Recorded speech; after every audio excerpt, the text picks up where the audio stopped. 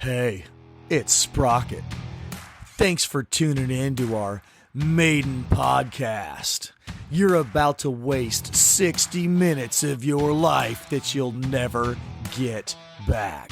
But first, you get to hear from Chubbs as he shares some information on our 4 title sponsors.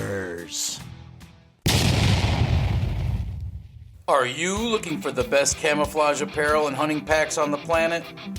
Badlands lives and breathes technology, performance, and quality. Sprocket and Chubbs love the innovative hunting apparel in the Approach and Approach FX camouflage patterns. There is apparel and a Badlands backpack for every hunting style. Badlands also offers their legendary unconditional lifetime warranty. To find out more, visit badlandsgear.com. The king of adjustable pin archery sights, HHA Sports is home of the Tetra Rise 2-pin slider. Featuring a fixed secondary pin and secondary yardage marker, the Tetra Rise allows you to adjust your aiming point at full draw. With a silky 2.1 inches of travel, the Tetra Rise features the longest sight tapes they have ever built for unmatched long-range accuracy. HHA sights are proudly made in the USA and carry a 100% lifetime warranty. Find out more at hhasports.com or visit your local archery dealer today. When you think Latitude Outdoors, you think saddle hunting. Latitude Outdoors is fueled by creativity and obsessed with the details. And their saddles are made right here in the USA. As far as we're concerned, Latitude Outdoors makes the very best hunting saddles on the market. High quality gear that is safe, comfortable, and simply fun to hunt from. There's a Latitude Outdoors saddle for every size and shape hunter out there. Want to learn more about saddle hunting? Go to latitudeoutdoors.com and have fun. Who do Sprocket and Chubbs rely on for our optics needs? Vortex Optics. Binoculars, rifle scopes, rangefinders, and more, Vortex offers premium products that are an investment in your hunting future. Their customers are at the center of everything they do.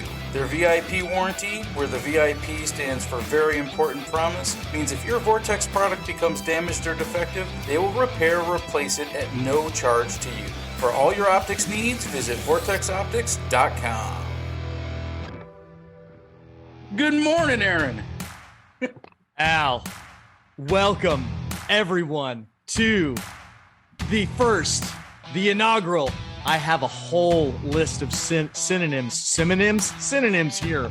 Introductory, initial, launch, opening, and my favorite, because I am a sailor and a pirate, is the maiden podcast of Sprocket and Chubbs.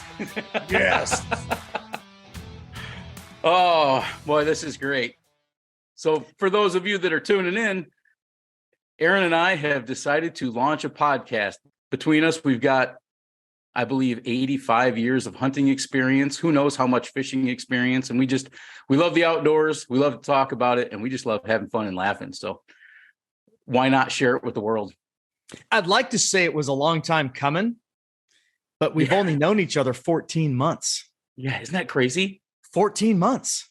Feels like a lot longer. It feels like we've been best friends for all our lives. Yeah, you know? I feel like I've been hunting with you forever. Yeah, it's crazy. It is. You know?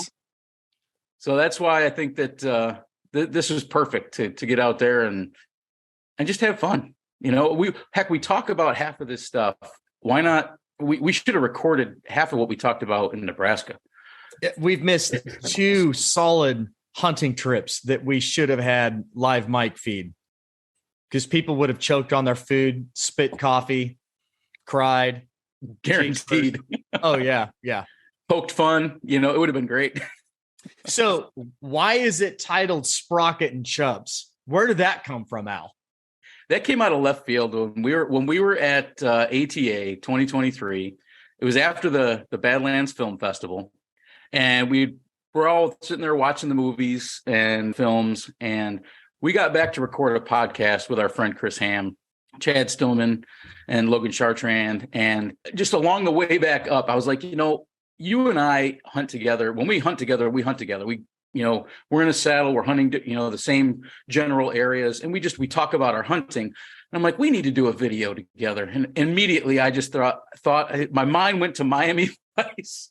And I was like, Sprocket and Chubbs. I'm like, that is perfect. We need to do a video called Sprocket and Chubbs. And the more we talked about it, a podcast is perfect. And when you mentioned that, I was like, done, I'm in.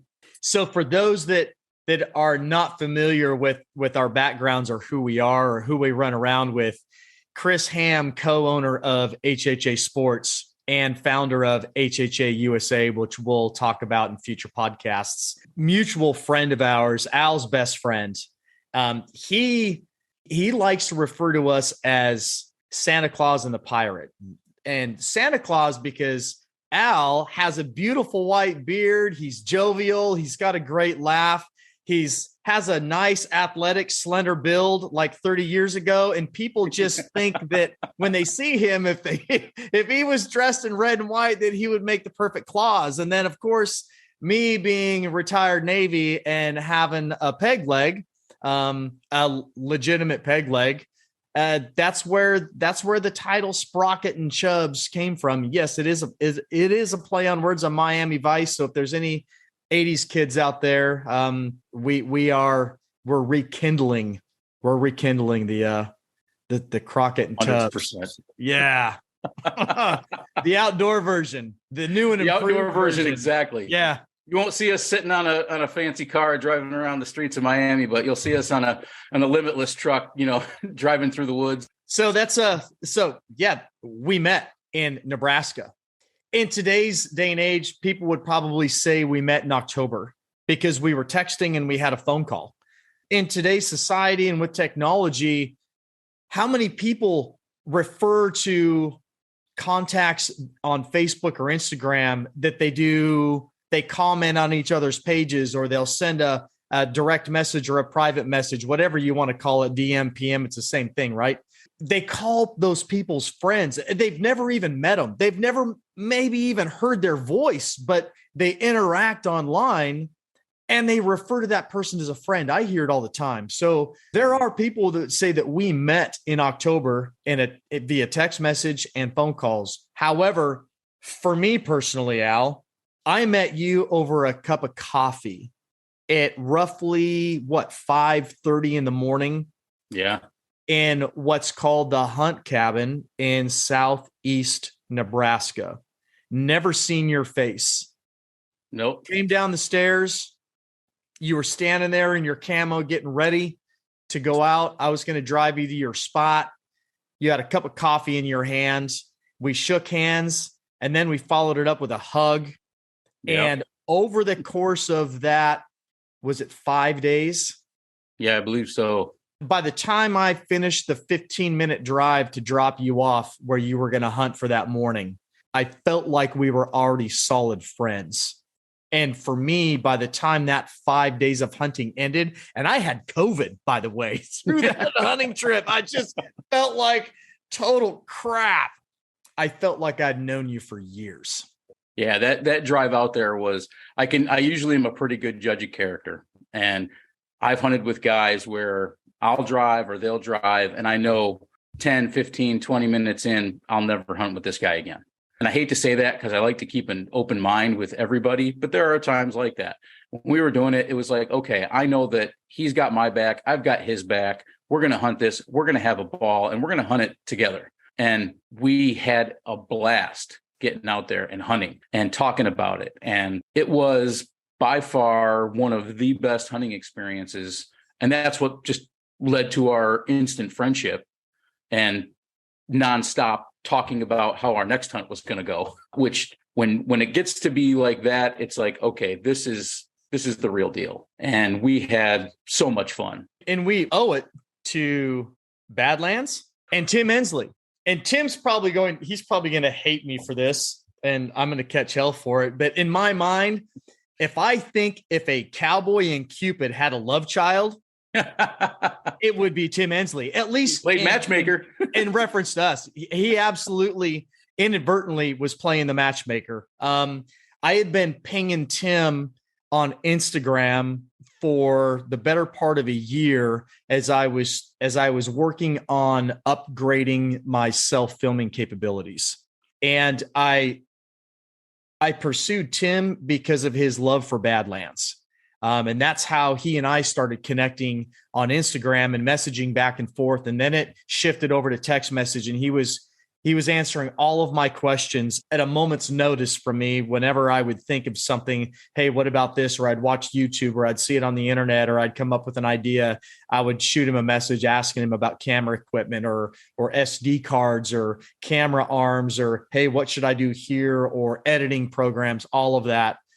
And I think I'm 2 hours ahead of him, so I would respect his time zone. But that's where all this started, was with Tim and self-filming. And he was 100% open to assisting me with that. And then out of the blue, I had sent him a message about some camera gear or something. And he messages me back and he said, hey, call me. I need to talk to you. So I called him on the phone. And that's when he said, hey, what are you doing the first week in November? I have a hunt project in Southeast Nebraska. It's Badlands based. There's a couple of us that are showing up. We're going to hunt all day. We're going to film every day. And then we're going to crunch data every evening. And we're going to try to do a daily film release or a nightly film release, but we're going to go have a good time. And I want to invite you. We have an open bed, and you're welcome to come if you can make it. So I immediately said, yeah, absolutely, I'm coming. I hadn't even thought about the fact that it was going to be a 19-hour drive each way. But, I was at that point in time, I'm thinking, wow, I get to go hunt with some other guys that are, one, Badlands fanatics, and two, they're into self-filming. And, there's that mentality of, if you want to be really, really good at something, then surround yourself with people that are successful in that arena. No pun intended, Tim. Yeah. And so I did. And that led us together. Cheers to the Cupid Cowboy, Tim Ensley. Yeah, I think it was pretty cool because Tim called me up a couple days before he talked to you, and he said, hey, we've got this Badlands thing, we're going to film. Do you have any problem with me inviting this guy, Aaron Ritter? And he's like, do you know who he is? I said, I have no clue who Aaron Ritter is. And he, gave me a brief description and everything. I said, honestly, I have no problem. If you vouch for him and say, you want to have him come hunt, I'm game. I said, I love meeting new people and everything. And I said, hey, if he's diehard Badlands, yeah, I'm in. And what was it, about 2-3 weeks before? I can't remember the exact time frame, but he called me up and said, hey, everybody else has obligations. It's just going to be you, me, Aaron, and the guy that we didn't know at the time, Nace Remfrey, was going to be there filming as well. You guys don't know Nace Remfrey. He's a modern day cowpoke, and he's one of the coolest, most down-to-earth guys you'll ever meet. And he's got a really awesome mustache. I mean, come on. Oh yeah. Yeah. I mean, it makes the Santa Claus beard look like nothing. You do a good job, Nace. I think he's related to Sam Elliott. Absolutely. 100%. And so when Tim said, hey, everybody's bailed out, what do you think? I'm like, more hunting area for us. I'm like, I'm not bailing out. I'm like, sure, Aaron's not bailing out. Let's go. And so it was just the four of us in camp. And Tim and Nace went off on their piece of property that they were going to hunt, and we went off on ours. And we just reconvened every day and talked about it. And I think that was a huge benefit for all of us, just to kind of talk about the hunting, talk about what was going on, because it was rather warm when we were there. Not super warm, but warm enough where the rut hadn't kicked off. We were early, but we were seeing deer, and we got to talk about it. We got to film. We got to, highs and lows throughout. And that was a huge, huge plus. And one of the things that I loved about us sitting around is none of us put anybody down. We were always, okay, great job. Hey, here might be some recommendations, but we weren't afraid of anybody's feelings either. You know what? It was like, hey, dude, can you tie your shoes? Your belly might be getting in the way, but it was funny. We were poking fun, and it was like being with family. And I think that that's a huge thing, especially in the hunting industry, just hunting in general, not even in the industry, just hunting in general. Just be yourself. And we did. It was too short of a trip. Speaking of feelings, if you have comments, suggestions, you don't like what we say, you don't like our choice of gear or what our topic is for a particular episode, you are more than welcome to send us an email. You can leave us a message. Most of these are going to be, if not all of them, will be on YouTube. throw a comment on YouTube. You can tell us how much you don't like it, and that's okay. It's not going to hurt my feelings, but I almost guarantee you something that I say on one of these podcasts may or may not hurt somebody's feelings. Listen at your own risk. Have a good time. Laugh. The things that we're going to say, the things that we're going to share, you know what?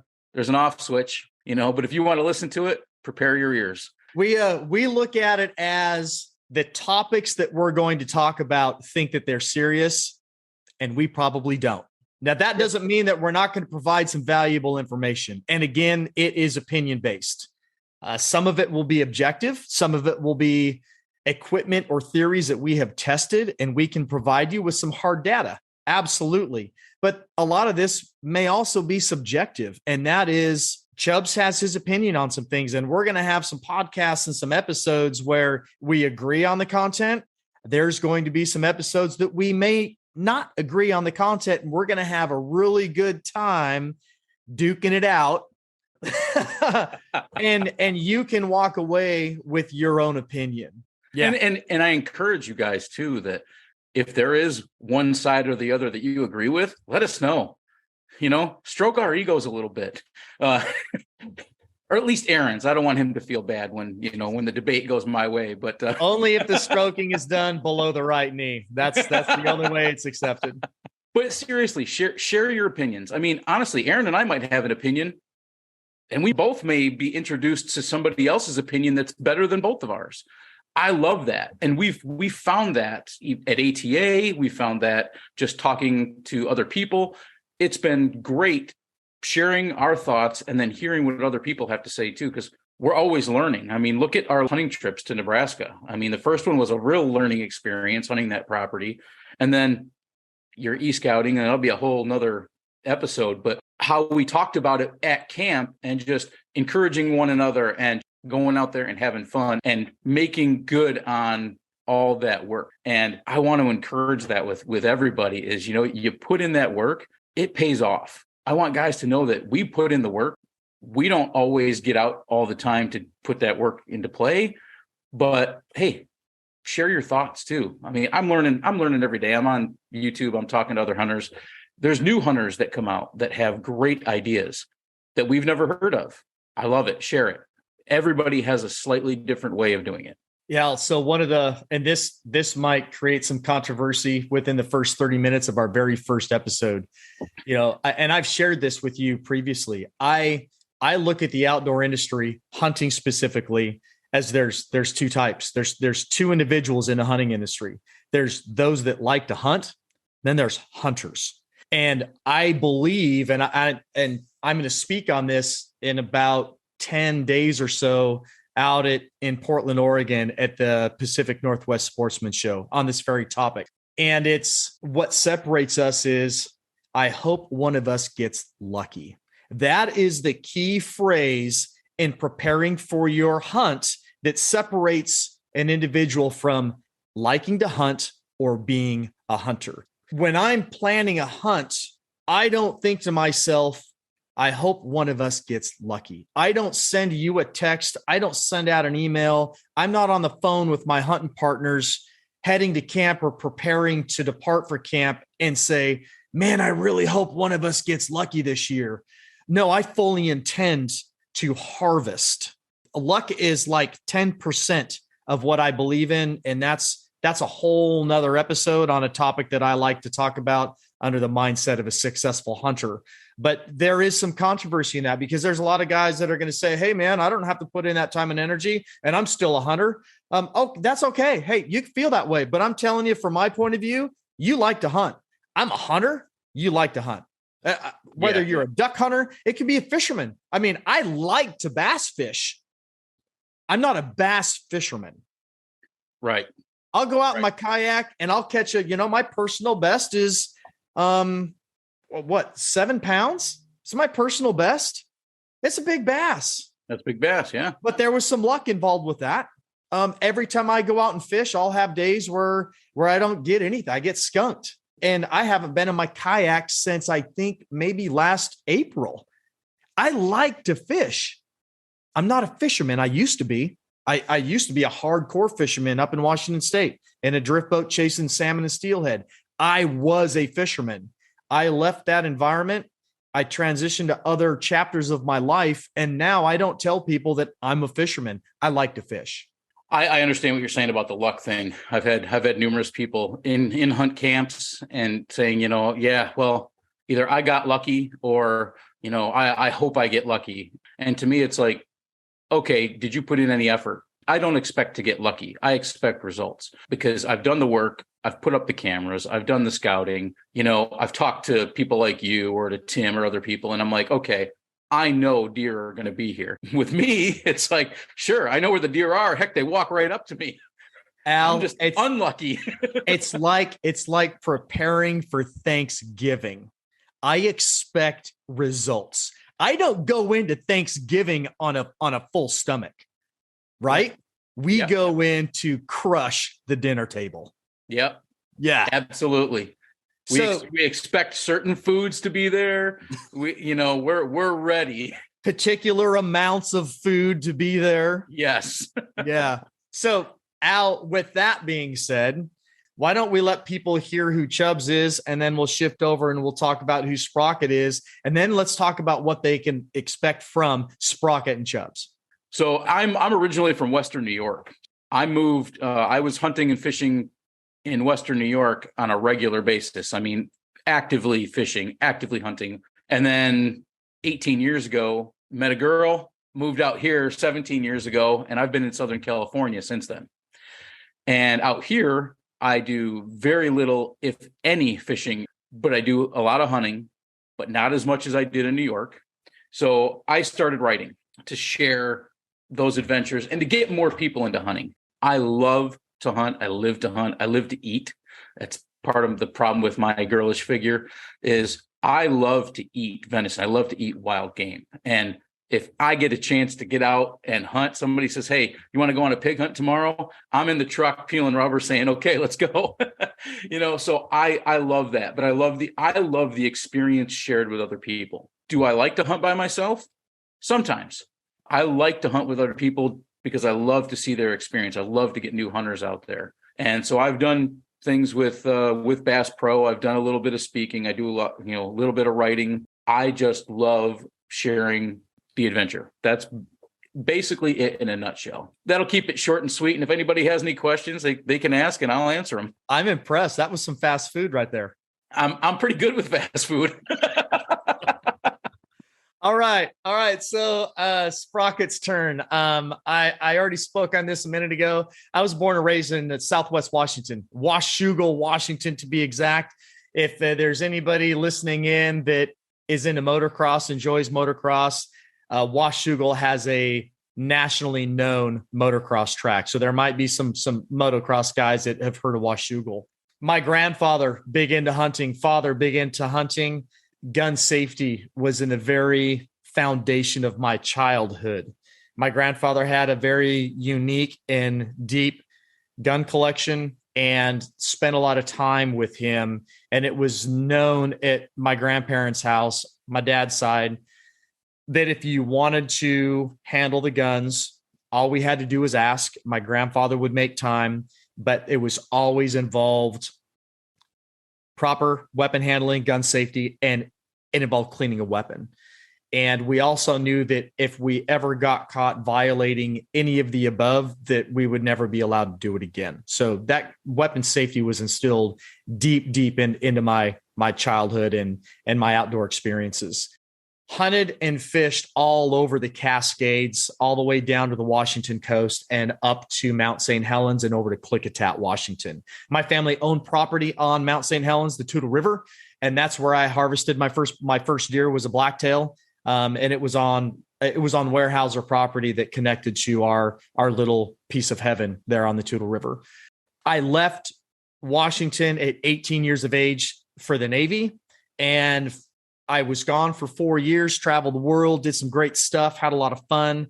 I returned to Washington State to go to school, worked some odd jobs, got into rodeo. I wanted to be a fireman. Went to school in Walla Walla, Washington, and that is where I was ultimately hired by the city. It was my dream department to be hired by. And then I just felt the calling to return to active duty. So I went into special operations. I'm a retired explosive ordnance disposal technician. Did not lose my leg cutting wires. I lost my leg riding a Harley. However, I returned to active service and I served 9 years on a mental leg, and I retired on my own free will. I love to hunt. I discovered whitetail hunting in December of 2014. It was the first time I ever hunted out of a tree stand. I thought it was pretty cool. And I started pursuing whitetail, and I got into climbers, and then I got into saddles. I love backcountry hunting. I was backcountry hunting in the mid to late 90s before backcountry hunting was cool. And I still do it at 50 years old in one leg. I'm still out there crushing the altitude, although it's starting to crush me more often than I crush it, but I'm still getting it done. I like to write, which is another connection that I have with Al. Al is my writing mentor. We both have websites. We're both bloggers. We both do gear reviews. You can find Chubbs under the SoCal Bowhunter. You can find Sprocket under Limitless Outdoors. And I love to hunt. And I'm also like Al. I like to watch other people get into the outdoors, experience the outdoors, introducing them to ethics and being an ethical outdoorsman. That's who Sprocket is. Again, I'm a 28-year sailor. I'm going to say what I think. So that's Sprocket.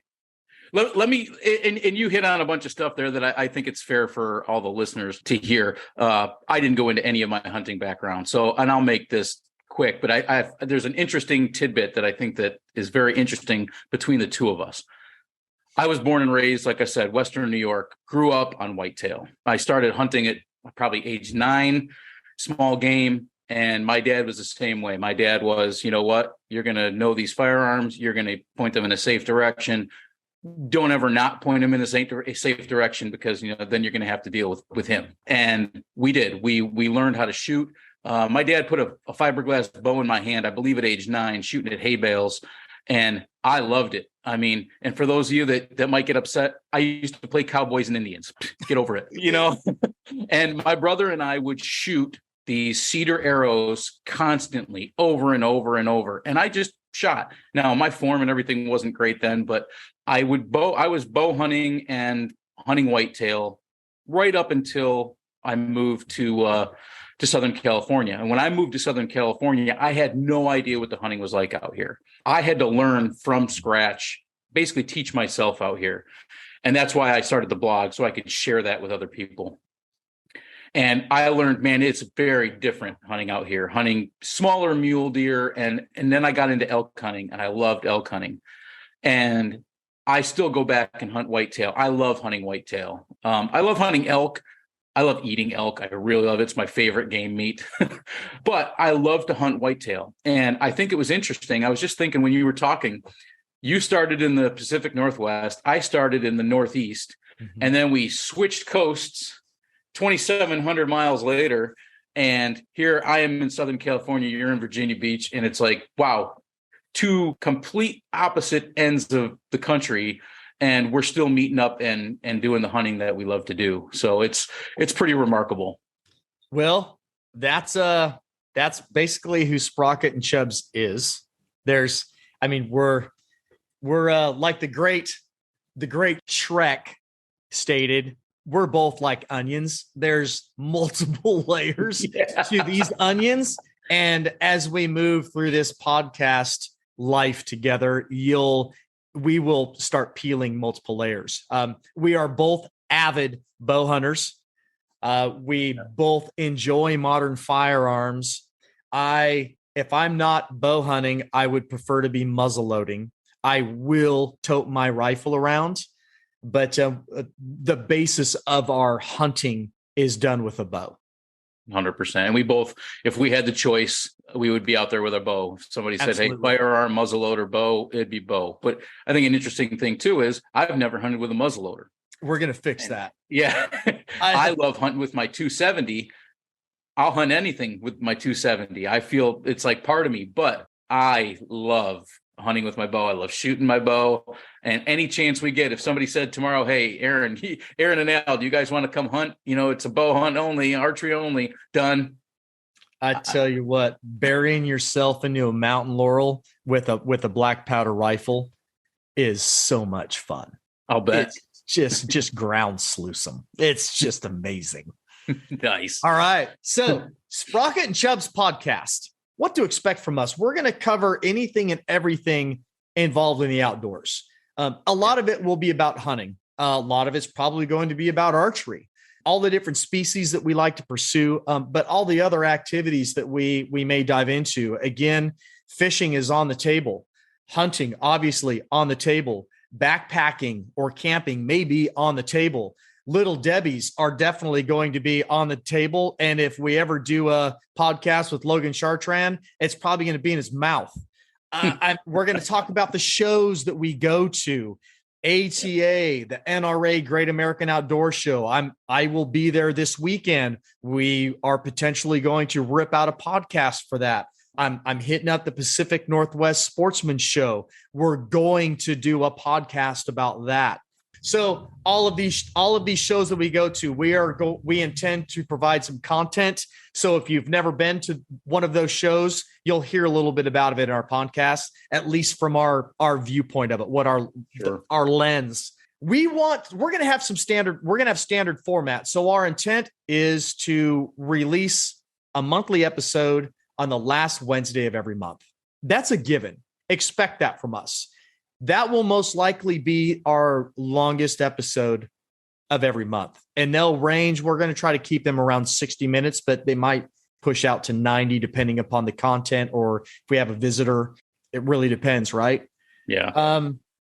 We want to do some in the field stuff. So we're kind of tossing up the idea of calling these tailgate talks. I like that. I like that idea. Kind of where we're at right now. So we both spend a lot of time in the field. We're both going to have some type of a mobile podcasting capability with us. And we don't want to just focus on having celebrities or well-known folks on this podcast. We want to get into some grassroots conversation with quality outdoorsmen. So what does that look like? We talk about the Limitless Outdoors truck. I have a Ford F-150 that it's covered in Badlands. It has a wrap on it. It has Badlands Approach camo on it. Has Limitless Outdoors going down the sides. It looks like a hunter's NAS truck. If you see my truck out in the wild and we start engaging and you seem like a nice person that I can have an easy conversation with, I'm going to ask if you want to sit on my tailgate and rip out a podcast.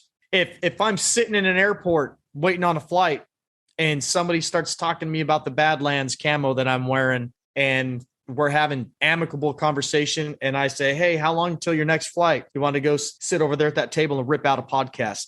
That's what Al and I want to do. We want to have some fun in providing you content outside of our last Wednesday of every month, 60 to 90 minutes of listening to us run these mouthpieces that we have that we think so highly of.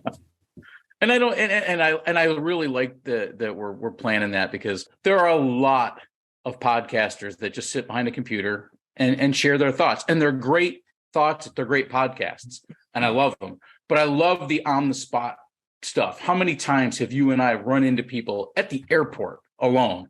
Just, hey man, I love Badlands. Hey, I love Vortex.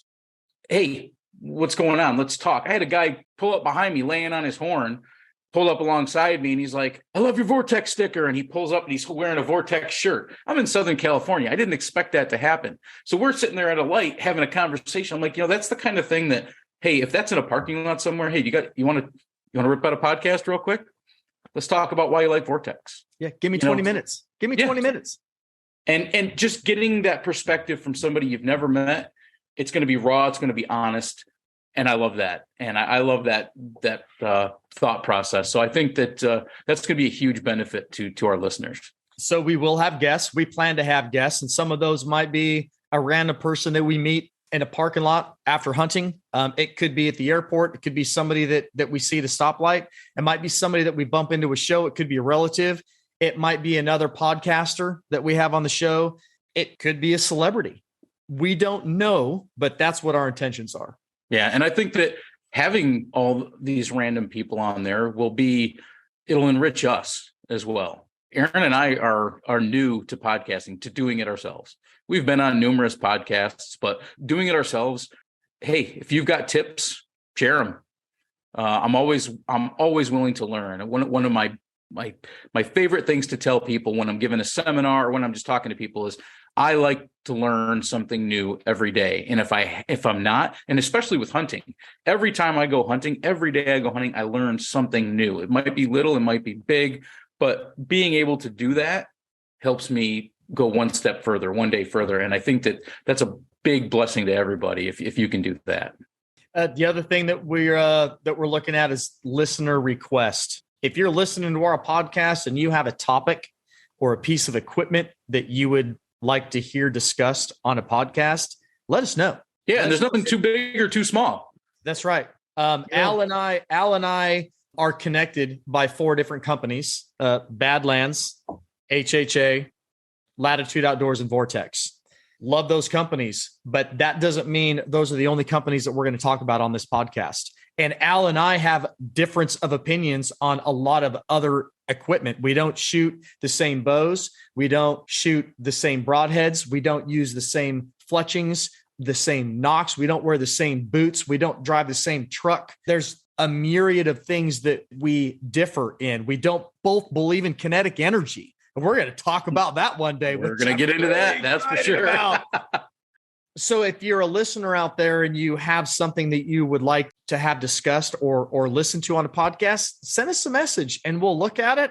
And if we're not familiar with it, we'll do some research on it, maybe do some testing on it if it's a piece of gear or a theory. And then, we'll talk about it. And who knows, maybe we'll invite you to be on the show with us. That's our intent. Something else that we left out, Al, speaking of Latitude Outdoors, neither one of us, when we talked about who Chubbs and Sprocket was saddle hunting. I entered the saddle hunting world several years ago, and that's my thing. I love hunting out of my saddle, and we will discuss that multiple times just because it is such an enjoyable and effective tool in the outdoors. And I think that the huge plus behind that is I got to see you get up in a saddle last year in Nebraska while I was in a tree stand. And it was pretty obvious, if anybody's heard the story, I'm sure the people that have or read the story, that my tree stand squeaked just that little bit. The saddle did not. But you told me, by next year, you will be in a saddle. And I'm like, okay, do you realize how fat I am? There's no way, and you were like, trust me, we can get you in a saddle. And then at the HHA event, while everybody else was shooting at the very end of the day, you and I picked a tree and you got me up in a saddle and we went through everything. And it's a learning experience, but I loved it. And I've been hunting out of a saddle ever since. And I can't wait to go into the highs and lows of that and learning. And if you can get a guy like me, you can get a chubby dude like me in a saddle and that really loves it. This is said about as much as epic. It's a game changer. It really is. You can sit for a long time and be comfortable and have a lot of fun in the woods. Take the term anytime, anywhere.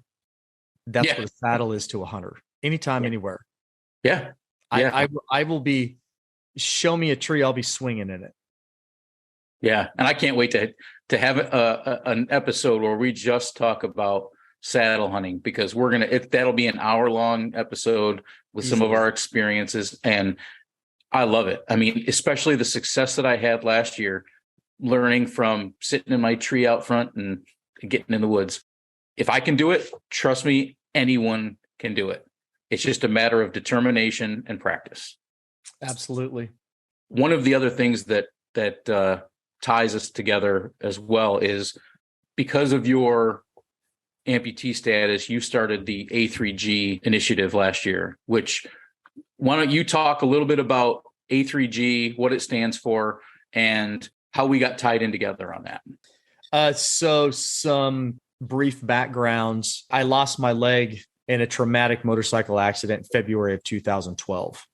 And my focus and intent was to return to active duty and be a platoon chief as a Navy EOD tech. The deck was stacked against me. I had my leadership and my mentor in Navy EOD. They all said that's not going to happen. We'll keep you on active duty, but you'll never be on a team again, and you'll never deploy again. and I wanted to make chief in the Navy. I was at E6, a first class petty officer at the time. That same year I made chief. And 2 years later, I returned to full duty to a EOD platoon as the team chief of an EOD SF team supporting an Army SF team. And I served 9 years on a metal leg. Through that process, I utilized a lot of different tools to keep me on that path and to help contribute to my success. And one of those was archery in the outdoors. So when I retired, I really started pursuing that passion. I had more time, right?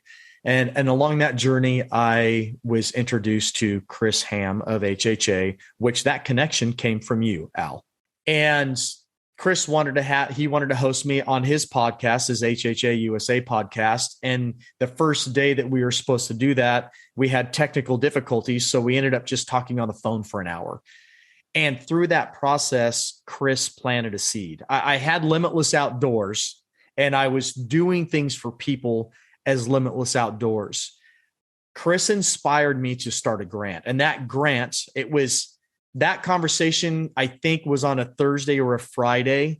The next Sunday, I woke up and I was sitting on the couch with my wife having coffee. And I looked at her and I said, Tara, I need to do something more than standing on a web page or on a social media platform or going to a run or, crossing the finish line of a marathon and an ultra and say, hey, if I can do it, you can do it too. I wanted to do something tangible. So I told her, I said, I want to start a grant and I want to leverage archery because I believe in it and helping other amputees with their mental and physical well-being and their quality of life. And my wife looked at me and she said, okay, how are we going to do this? And I said, well, I want to have this basic archery package and then anything else that we can get our hands on. And then I want to pick one recipient a year and I want to provide them with that archery package. And so we did. And last year, 2022, very successful year, Al. And you were a part of that journey. You huge amount of support, advertisement for me, connected me with several companies or connected me with people that had connections to companies. And we put together over $5,000 worth of industry leading archery equipment. And we put it in the hand, and I stress hand, of a upper arm amputee, shoots a mouth tab. And we presented it to him at one of Chris Ham's veteran shoots up in Wisconsin.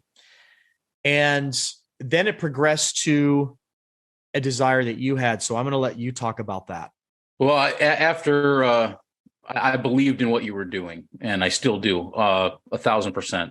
I like helping people. I know you like helping people. And when you shared what you were doing last year with that, I said, I'm going to help out wherever I can. And that's, hey, I'll make a couple of phone calls. Then after you presented in Wisconsin, I thought, I came home and I'm rummaging around in my garage, working on my bow and everything. And I realized I've got a bow sitting there. That's a great bow, but it's not getting used. I am not a person that collects bows. Drives me nuts when I have them. And anybody else can do it. But when I have more than two bows, I have my one that I shoot all the time, and then I have a backup. If I've got three bows, there's an issue. And this bow had been sitting there for a couple of years, not being shot. I reached out to you and I said, hey, I've got this bow. I want to help somebody else out. How do we do that? And you made a couple of calls, and I forget, in a short period of time, we had somebody in mind, and we were able to, between the two of us, in another short period of time, making a couple of calls, just, hey, this is what we're doing. We found this young man that can really, that can use a bow. Here's what we're doing. And I want everybody to know too, this was not to pat you and I on the back. This was just, what? I want somebody to use this. Hey, I've got broadheads. I've got, we've got some arrows, hey, whatever. We collected what we could, and we presented this young man with a bow package. And all I needed from that was his smile. When he heard that he was going to get that, his smile, I still picture it right now, ear to ear, and I'm like, that's perfect. So we got everything, we sent it to him, and he's loving it. just to let everybody know. So his name is Ben, and Ben will be a guest on a future podcast. Ben's he's 15 years old. He is a single leg amputee. He lost his leg at 3 years old in a lawnmower incident, and he has a warrior spirit. The kid is incredible, and I'm looking forward to hosting Ben on this podcast. Me too. He's got that energy. He loves to hunt. I mean, you hear just in the stories that his mom and he have told us, they do the work. They love to hunt. And he's got that ambition that I love seeing in a hunter. If he could be out there hunting every day, he would. And I think that that's a huge positive, and I can't wait to have him on. That's going to be a really fun podcast. When Ben hits the field, Ben does not think, I hope somebody gets lucky today. True. Ben is a hunter and a killer at 15 years old. He's impressive. He really is. Yeah. And he won't pat himself on the back or anything. He's not stroking his ego. He's a hunter. Yep. Through and through. So I can't wait for that. So we did that. And then we both talked after that. Next year is going to be great. And then why don't you share about what you did for 2023? So here we are in 2023. I believe in lessons learned. I want to try to make things better. I want to forward progression.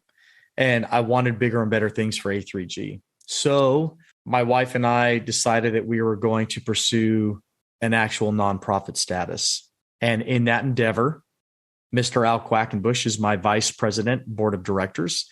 My wife is the secretary treasurer. I am the founder president. And we received our letter this last Monday. So we are an official nonprofit now. It is the Annual Amputee Archery Grant Initiative, in short, A3G. And this year already in January, we have over $10,000 worth of equipment for an amputee this year, and an all-inclusive whitetail hunt in Texas. And when I say all-inclusive, Al, I'm talking about your airfare and or travel is paid for there and back.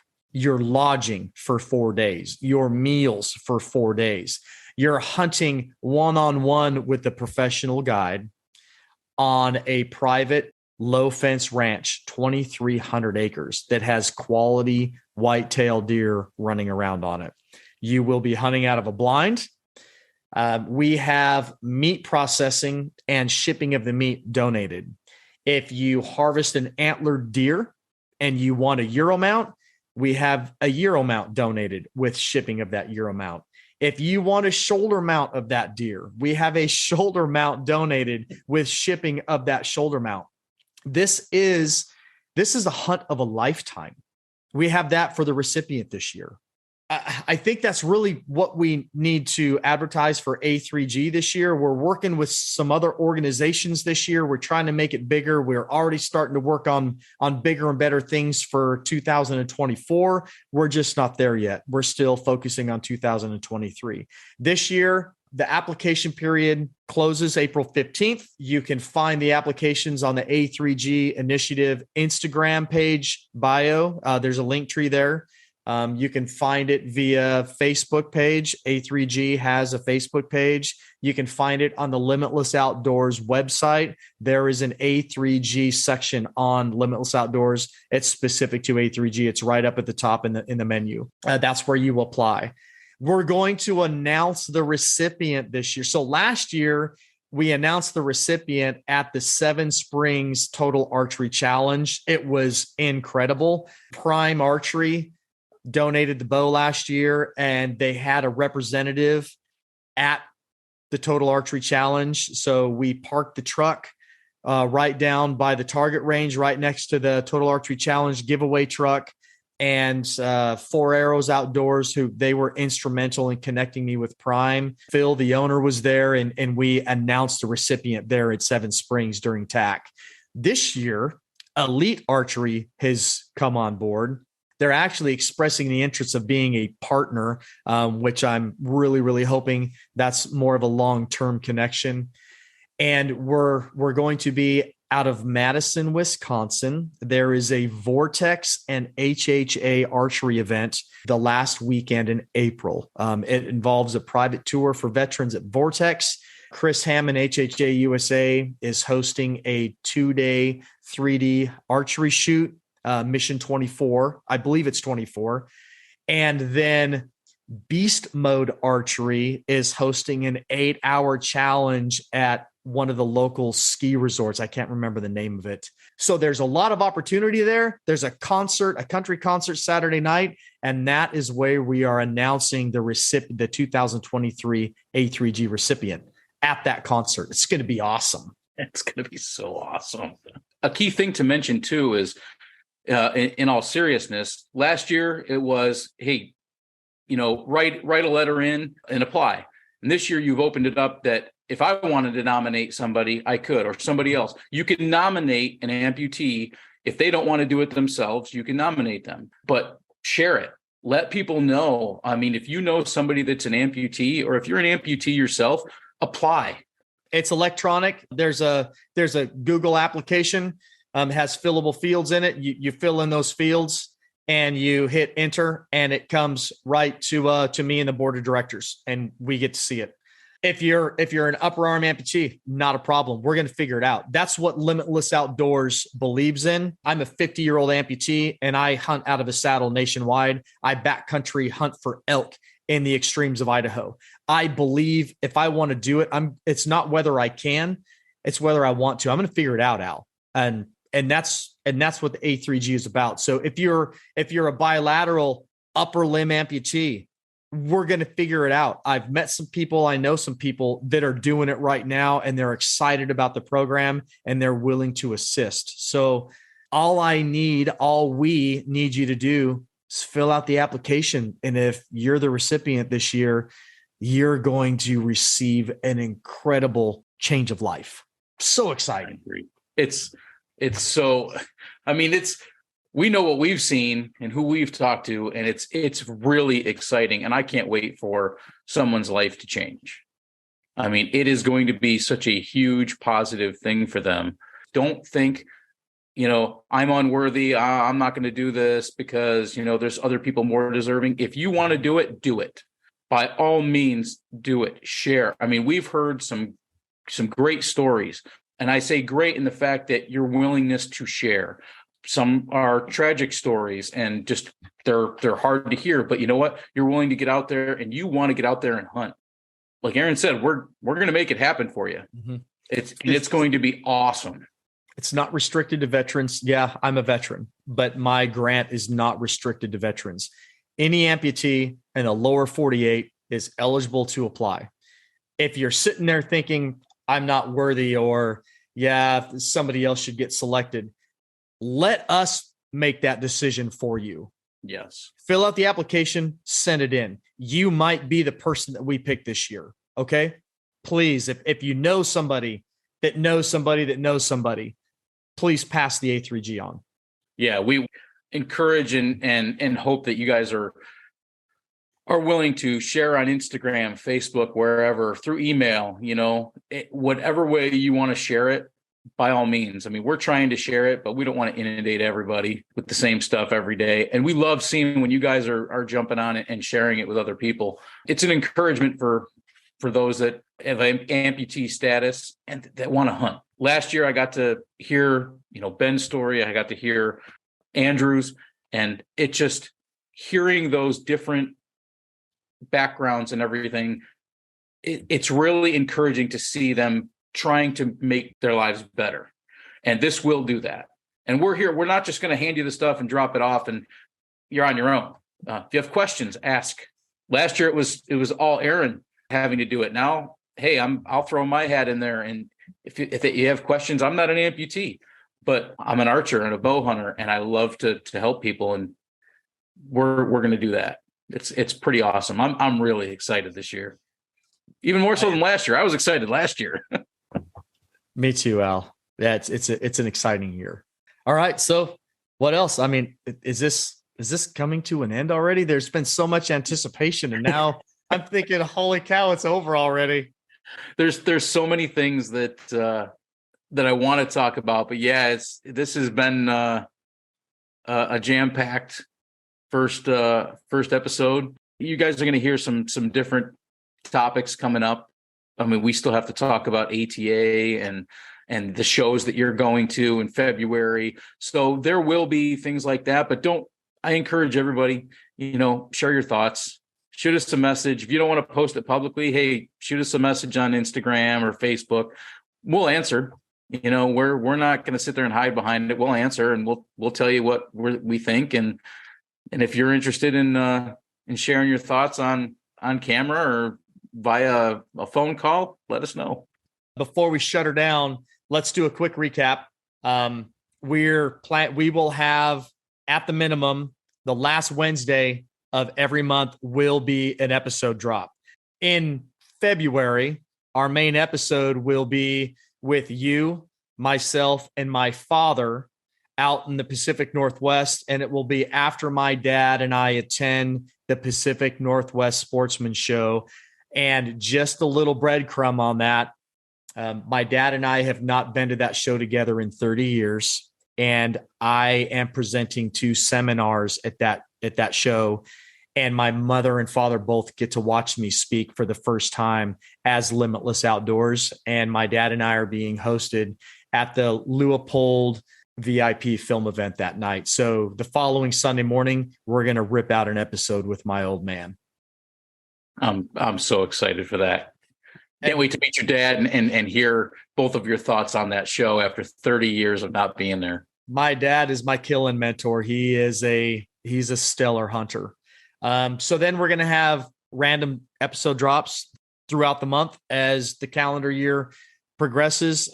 You may or may not hear a show drop about the Great American Outdoor Show in Harrisburg. I'm attending that this weekend. So that's, again, we want to let everybody know, expect an episode the last Wednesday of every month. Anticipate some random episode drops throughout the month. If you have ideas, let us know. If you see the Limitless truck or if you see Sprocket or Chubbs out in the wild and we have time and you're the right fit, we're going to rip out a podcast. Leave your feelings at home and share some ideas. And we're really, really excited to be here to do this with all of you in the outdoors. You can find us on the SoCal Bowhunter. You can find us on Limitless Outdoors. We have our own websites. We have our own Facebook pages. We have our own Instagram pages. And we're considering a Sprocket and Chubbs social media platform of some sort. So be looking for that as well in the future. You could easily find our information there. You don't have to message us and say, what's your email address? If you look at our blogs, all of our contact info is there. We will respond to each and every message, unless you're a scammer. But even then, we might still respond and have fun with you. So, you may not like the response. Yeah, that's right. But ask away. Have fun. If you want to reach out and just say, hey, great episode, or hey, you guys suck, you know what? Send them. Let them fly. Send it. Just keep in mind that once you do send it, that it's like an arrow. You're never getting it back. Can't take it back. Can't take it back. It might hit the mark. It might not. It might not. All right, guys. I'm Sprocket. I'm Chubbs. See you next time. Website information for Sprocket, Chubbs, and the A3G initiative is available in our episode description. If you have a company or a product that you want discussed, reviewed, or highlighted on an upcoming episode, reach out to Sprocket or Chubbs for details. Stay tuned for our first Tailgate Talk. Chubbs is going to fill you in as he catches up with Sprocket in Harrisburg, Pennsylvania, after Sprocket supported Latitude Outdoors tree saddles at the NRA Great American Outdoor Show. Waste another 30 minutes of your life as we capture the highlights, the interests, and what Aaron, aka Sprocket, experienced over the opening weekend.